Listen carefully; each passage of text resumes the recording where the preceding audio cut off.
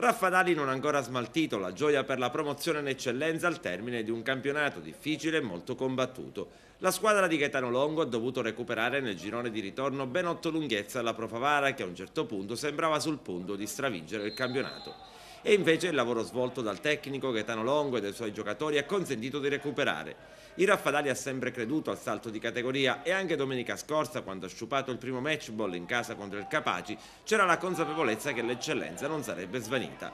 A Favara nel turno infrasettimanale i gialloverdi hanno dato vita ad una prova gagliarda, limitandosi a difendere lo 0-0 iniziale e punzecchiando in un paio di circostanze la difesa favarese. Alla fine però serviva un punto e la missione è stata portata a termine con serenità.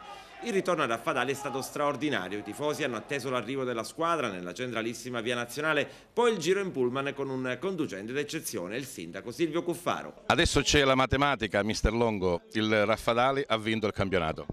Sì, penso che l'abbiamo vinto meritatamente, forse non eravamo la squadra migliore, ma siamo stati la squadra che ha avuto, diciamo, più continuità durante tutto l'arco dell'anno. Una vittoria importante, una vittoria, diciamo, che anche per Raffadali, diciamo, l'eccellenza è una categoria che, diciamo, che merita la grande. L'avevamo persa 4 anni fa in maniera, diciamo, impropria. Va dato merito, diciamo, alla società, ai ragazzi, e aver vinto, diciamo, un campionato come questo qua diciamo, con parecchie difficoltà, diciamo, è molto importante.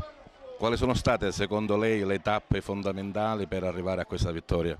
E averci creduto, perché il Favara aveva 8 punti avanti, aveva pareggiato da noi e magari già avevamo fatto un pensiero per cercare di giocare per il secondo posto. Poi ho avuto, diciamo, qualche passo falso e siamo stati bravi, diciamo, a crederci, a fare quei risultati fuori casa che ci hanno consentito di accorciare, mentre magari il Pro Favara e l'Arenella hanno fatto alcuni passi falsi in casa. Ma io desidero principalmente dedicarla ai ragazzi e principalmente ai ragazzi che sono del Raffadale, perché praticamente non hanno, l'ho detto sempre, glielo dico e glielo dirò sempre, che non hanno fatto mai questione diciamo, di soldi, anche se potevano guadagnare qualcosa in più nelle altre società, si sono sempre impegnati, non hanno fatto mai pesare, diciamo, la questione economica, e quindi c'è di fargli un grazie veramente di cuore per quello che hanno fatto.